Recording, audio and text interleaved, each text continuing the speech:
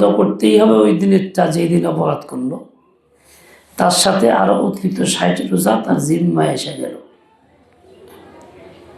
এভাবে সে নিজেকে ধ্বংস করে ফেলল, আর সে মনে করতেছে কিছুই না।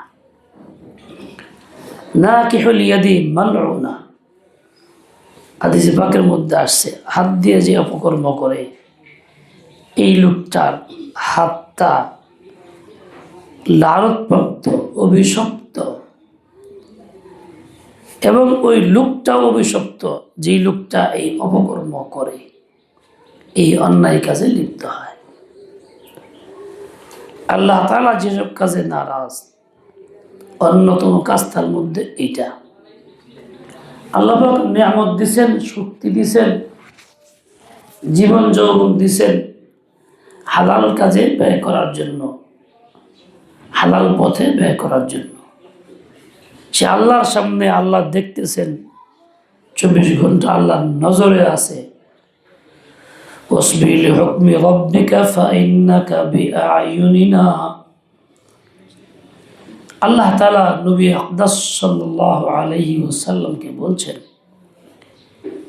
নবী আপনি আপনার রবের হুকুম পালন করতে দৃঢ় থাকেন, মজবুত থাকেন, দৃঢ়তার সহিত আদায় করেন। ভয় পাবেন না, মনোবল হারাবেন না, হিম্মত হারাবেন না, হতাশ হবেন না।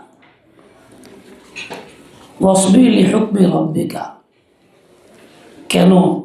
এই জন্য যে আল্লাহর সাহায্য আপনার সাথে সবসময় আছে। ফাইন্নাকা বিআয়ুনিনা, নিশ্চয়ই আপনি আমার অনেক চোখের সামনে আছেন। মানুষের দুইটা চোখ আছে, দুই চোখ দিয়ে সে দেখে, বাচ্চার প্রতি নজর করে, ভালো মন্দ লক্ষ্য করে, বাচ্চা নির্ভীক হয়, নিরাপদ থাকে যে বাবা আমাকে দেখতেছে, চায় রয়েছে। মাওলা পাক বলছে ফাইন্নাকা বিআয়ুনিনা, নবী আপনি তো অনেক চোখের সামনে আছেন। আমার আপনার চোখের পাওয়ার কতটুকু? বিজ্ঞান বলে একবার দেখলে, সামনের দিকে নজর পড়লে একসাথে 10 লাখ জিনিস নজরে আসে। বুঝতে পারি বা না পারি, ধরতে পারি বা না পারি, নজরে পড়ে একসঙ্গে 10 লাখ জিনিস, যা কল্পনাতীত।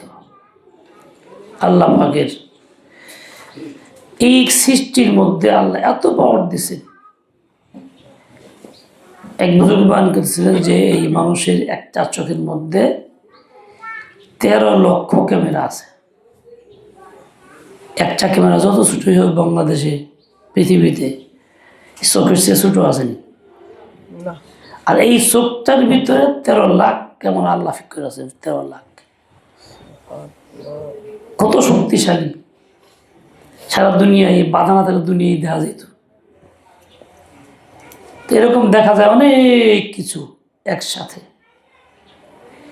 যে আল্লাহ মানুষের চোখ এরকম মজবুত বানাইছেন দৃষ্টি শক্তি দিয়া। তো আল্লাহ পাকের নজর কতটা মজবুত, তার দৃষ্টিশক্তি কতটা প্রখর, কত কিছু দেখেন একসঙ্গে যা আমরা চিন্তাও করতে পারি না, আমাদের কল্পনায়ও আসে না। ওইরকম শক্তিশালী আল্লাহ বলছেন ফাইন্নাকা বিআয়ুনিনা, তুমি তো আমার অসংখ্য চোখের অধীন, সামনে আছো। কাজেই আমি দেখতেছি তোমার অবস্থা, শুনতেছি, জানতেছি, যা প্রয়োজন পুরা করব, তোমার সাহায্য করব, ভয় কেন পাও?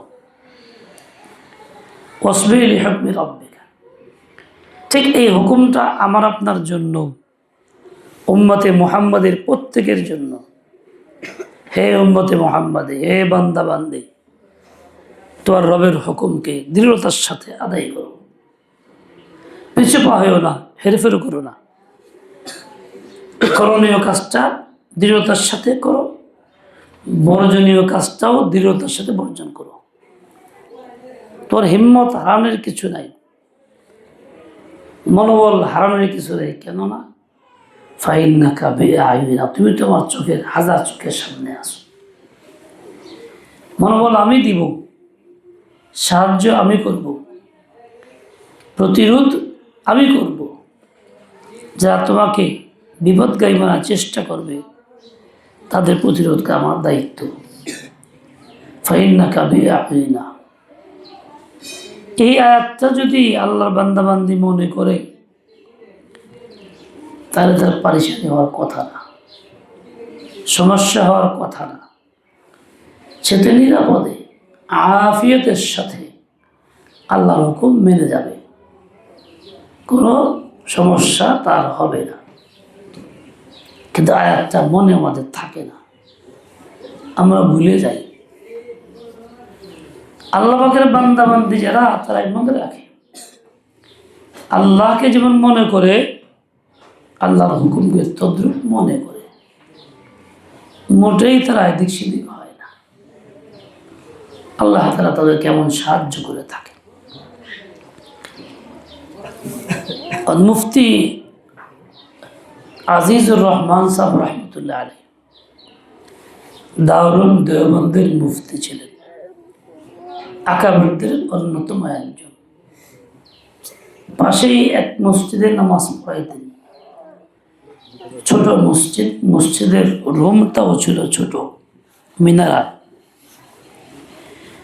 মিনারাগুলি হওয়া দরকার বাম পাশে, আজানের জায়গা বাম পাশে হওয়া, এটা উম্মতের সুন্নত তরিকা। আজকাল অনেক ডান পাশে দেয়, ঠিক না, বাম পাশে হওয়াই তরিকা সুন্নত। তো ওই মিনারার রুম ছিল ছোট্ট একটা রুম।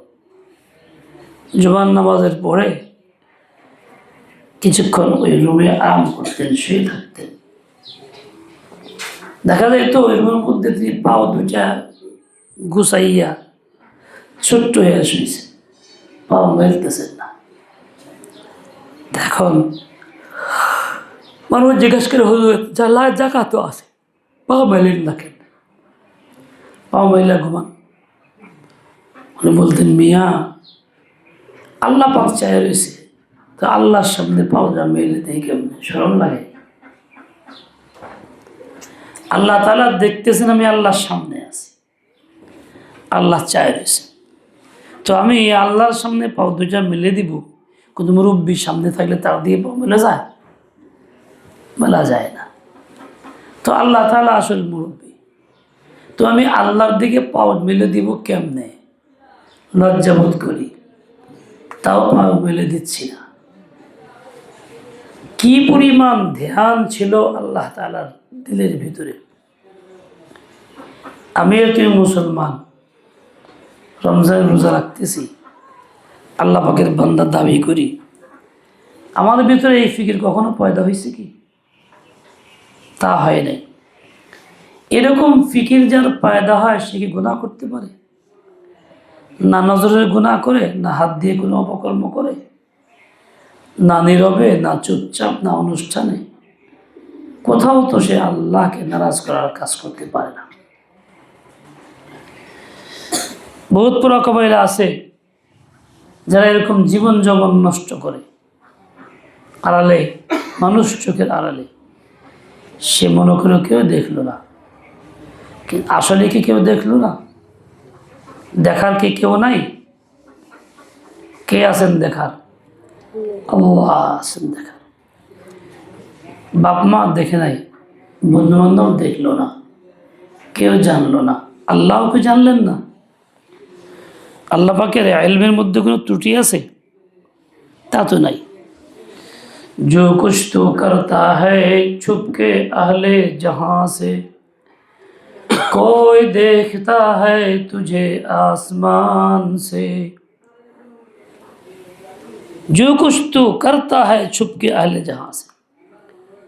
ও আল্লাহর বান্দা বান্দি, সারা পৃথিবীর মানুষের চোখ এড়াইয়া, মখলুকের চোখ এড়াইয়া তুমি যাই কিছু করতেছো,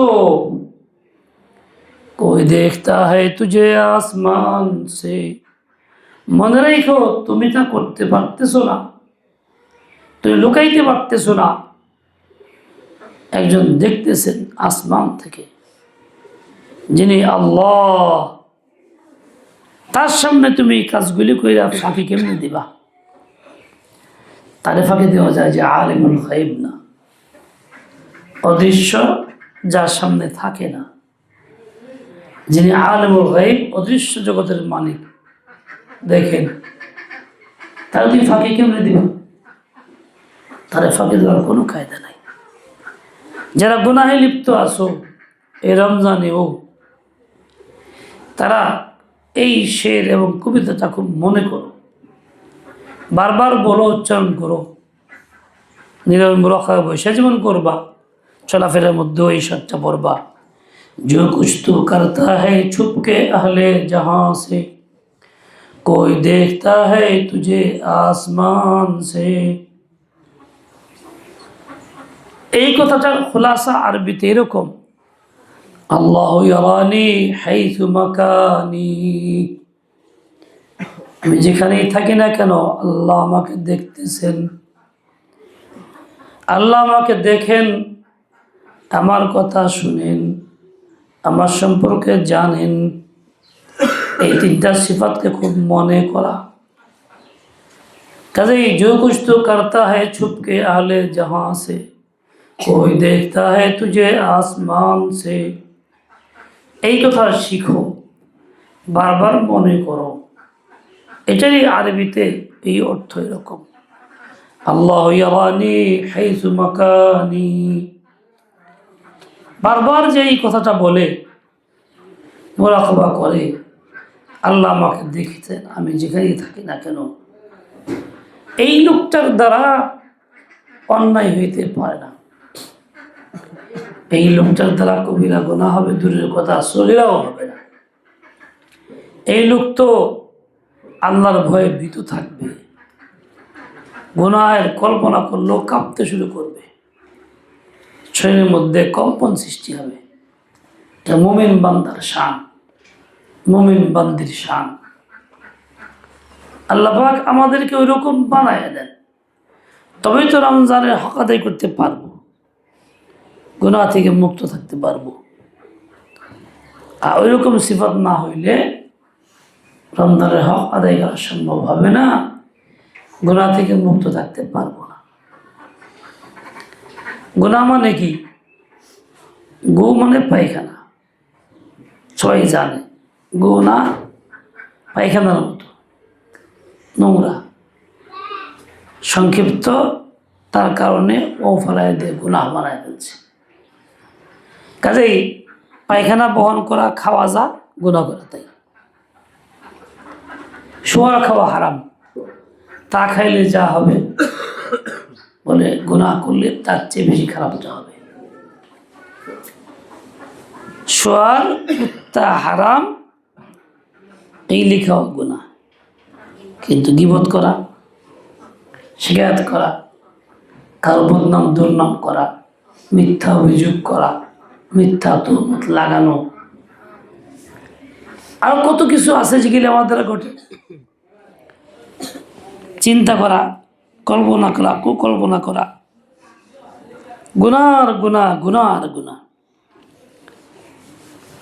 মানুষকে আল্লাহ পাক পাক পবিত্র বানাইছে, নাপাক রক্তের দ্বারা তৈরি, নাপাক পানির দ্বারা তৈরি, জোরে কিন্তু বানাইছেন পাক। এই মানুষ যখন জন্ম নেয়, দ্রুততম সময় মধ্যে গোসল করা শরীয়তের হুকুম, মানে গায়ের বাহ্যিক নাপাকটা না থাকে। এই জন্য দ্রুততম সময় গোসল করাইতে হয়, পাক করতে হয়। তার গায়ে ময়লা জড়ানো থাকে, নাপাক থাকে।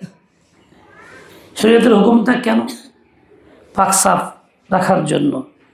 আল্লাহ পাক পাক পবিত্র পছন্দ করেন।